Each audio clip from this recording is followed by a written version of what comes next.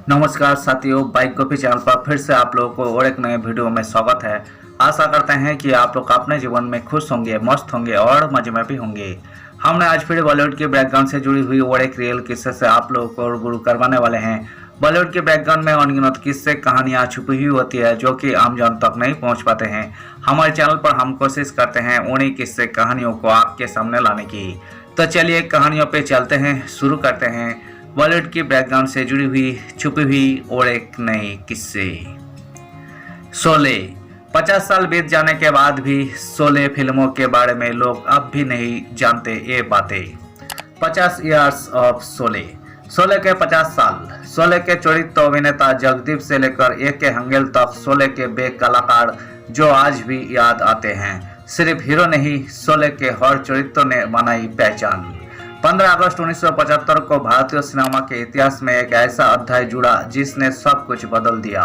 यदि आप मौसी, रहीम चचा से लेकर सांबा तक का अद्भुत किरदार निभाने वाले एक्ट्रेसेस के बारे में जानना चाहते हैं तो पढ़िए पूरी खबर। Sholay movie real story. Ramesh Sippy के निर्देशन और सलीम जावेद की बेमिसाल लेखन से सजी फिल्म शोले सिर्फ एक ब्लॉकबस्टर नहीं बनी बल्कि यही एक ऐसा सांस्कृतिक प्रतीक बन गई जिसके किरदारों ने दर्शकों के दिलों पर राज किया। यही कहना गलत नहीं होगा कि शोले की सफलता का श्रेय सिर्फ इसके नायक नायिकाओं को नहीं बल्कि फिल्मों के हर एक चरित्र अभिनेता को जाता है। कई बार कहा जाता है ये हीरो है तो फिल्म कमाल होगी, ये सुपरस्टार है। मगर आप कोई भी बड़ी या अच्छी फिल्म देख ले, चरित्र अभिनेता बिना हीरो अधूरा लगेगा। शोले जैसे फिल्मों की खासियत है कि इसमें हर चरित्र पर ध्यान दिया गया है। रमेश सिप्पी और सलीम जावेद ने एक एक चरित्र पर ध्यान दिया, जिसको जितना भी काम दिया उसे यादगार बना दिया। कोइयों को तो आज भी लोग इसलिए जानते हैं कि अरे ये तो शोले में था। जगदीप का रोल बाद में जोड़ा गया। जगदीप ने शुरुआत हीरो के रूप में की, फिर जितेंद्र के साथ साइड हीरो और कॉमेडी करने लगे। फिल्म बनने के बाद लगा कि इसमें कुछ मजेदार सीन डाले जाए तो उन्होंने सुरमा भोपाली के लिए जगदीप से संपर्क किया। जगदीप ने मना कर दिया। फिल्म बनने के बाद मेरा क्या काम, फिर निर्माता ने उन्हें फिल्म ब्रह्मचारी के रोल के पैसे भी नहीं दिए। आखिरकार छोटे से रोल के लिए उनकी पूरी फीस देने पर राजी हुए और उनका रोल ऐतिहासिक बन गया। इसमें उनकी जय वीरू के साथ कब्बाली भी थी, मगर फिल्म लंबी होने के कारण वो फिल्माई नहीं गई। विकास आनंद का किरदार। विकास आनंद ने फिल्मों में जेलर का किरदार निभाया जो ठाकुर को जय और वीरू के बारे में जानकारी देता है। गर्म हवा से इन्होंने अपना करियर शुरू किया। शोले के अलावा दीवार, हेरा फेरी, दूसरा आदमी, दोस्ताना, मसाल, मुकद्दर का सिकंदर, लोहा, मर्द की जुबान, बोल राधा बोल, आंखें, कांतिवीर आदि सैकड़ों फिल्मों में चरित्र अभिनेता के रूप में काम करते। इनके चेहरे के कारण इन्हें ज्यादातर जज बनाते या फिर पुलिस डिपार्टमेंट के किसी पद पर। इन्होंने कुछ टीवी सीरियलों में भी काम किया। अरविंद जोशी ने ठाकुर बलदेव सिंह के बड़े बेटे का रोल निभाया जो एक्टर सरमन जोशी के पिता थे। उन्होंने कई हिंदी और गुजराती फिल्मों में काम किया। सत्यन कपूर का रामलाल का किरदार। सत्यन कपूर ने रामलाल का किरदार निभाया जो ठाकुर के हाथ काटने पर उनका सभी काम देखते हैं। काबुलीवाला और बंदिनी जैसे फिल्मों से शुरुआत की। 70 से 90 के दशक में लगभग हर दूसरी फिल्मों में नजर आते थे।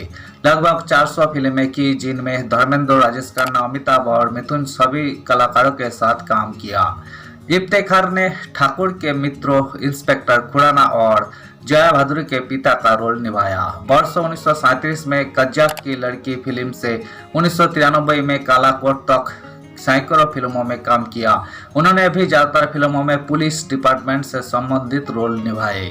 शोले में उनका रहीम चाचा का रोल। ए के हंगेल का किरदार। ए के हंगेल ने स्वतंत्रता सेनानी के रूप में जिंदगी की शुरुआत की। आज़ादी के बाद थिएटर से जुड़े, इसके बाद तीसरी कसम से फिल्मी दुनिया में आए। यहाँ शोले के अलावा आईना, शौकीन, आंधी, अवतार, चित्तौड़, अर्जुन सागर, लागन आदि फिल्मों में महत्वपूर्ण रोल निभाए। टीवी पर जुबान संभाल के चंद्रकांता और उनका आखिरी सीरियल मधुबाला में छोटा सा रोल निभाया। शोले में उनका रहीम चाचा का रोल बहुत महत्वपूर्ण हो जाता है। जब गब्बर उनकी बेटे अहमद को मार देता है तो वे आते हुए कहते हैं, इतना सन्नाटा क्यों है भाई। तब बीरू उन्हें सुन के बेटे की लाश के पास ले जाते हैं। वे लाश को छूकर अहमद को पहचान कर रोते हैं। जब गांव वाले जज बीरू को गब्बर के हवाले करने के लिए कहते हैं कि हम इस मुसीबत का बोझ नहीं उठा सकते, तब चाचा कहते हैं, कौन ये बोझ नहीं उठा सकता। जानते हो दुनिया का सबसे बड़ा बोझ क्या होता है? बाप के कंधों पर बेटे का जनाजा। मैं बूढ़ा ये बोझ उठा सकता हूँ, तुम एक मुसीबत का बोझ नहीं उठा सकते। इज्जत की मौत जिल्लत की जिंदगी से कई अच्छी है। उसके बाद नमाज के लिए जाते हुए कहते हैं, आज जाकर पूछूंगा उस खुदा से मुझे 2-4 बेटे और क्यों नहीं दिए इस गांव पर शहीद होने के लिए। आज तक के हिंदी सिनेमा में सबसे ज्यादा 9 आंखों से तालियां इस डायलॉग पर बजी थी और आज भी बज रही है। सांबा का किरदार जबरदस्त। मैकमोहन शूटिंग के लिए 25 बार मुंबई गए बेंगलुरु। मैकमोहन का रोल केवल टेकरी पर बैठ गब्बर की मदद करने वाले सांबा का था। कुल जमा 3 डायलॉग। इतने से रोल के लिए 25 से ज्यादा बार मुंबई से बेंगलुरु जाना पड़ा। अपने रोल से नाराज थे। फिल्म इतनी बड़ी थी इसलिए छोड़ भी नहीं सकते।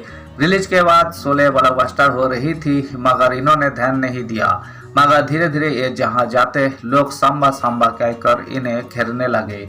तब इन्हें एहसास हुआ कि सलीम जावेद और रमेश सिप्पी क्यों उन्हें कहते थे, रोल छोटा है पर तुम इसी शोले के नाम से जाने जाओगे।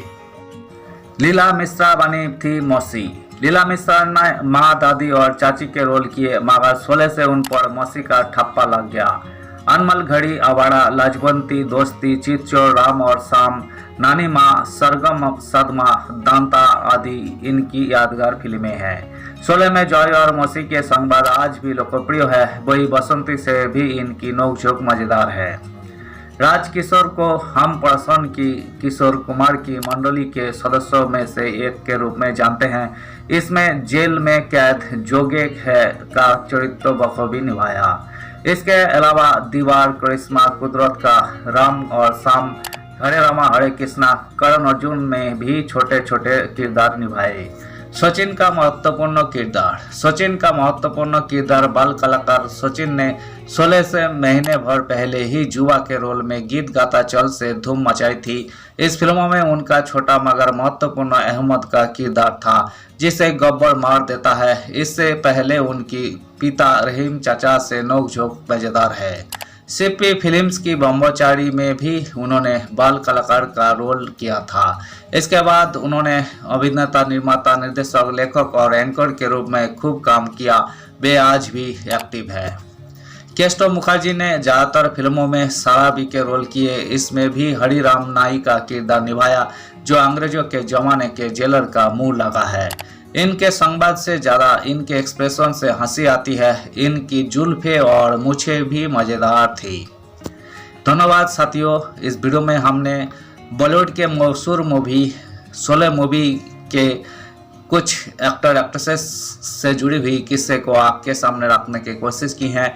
उम्मीद है दोस्तों वीडियो आपको जरूर पसंद आई होगी। वीडियो पसंद आए तो लाइक कर दीजिएगा। चैनल पर नए आए हैं तो प्लीज़ एक सब्सक्राइब कर दीजिएगा। मिलते हैं नेक्स्ट वीडियो में। धन्यवाद।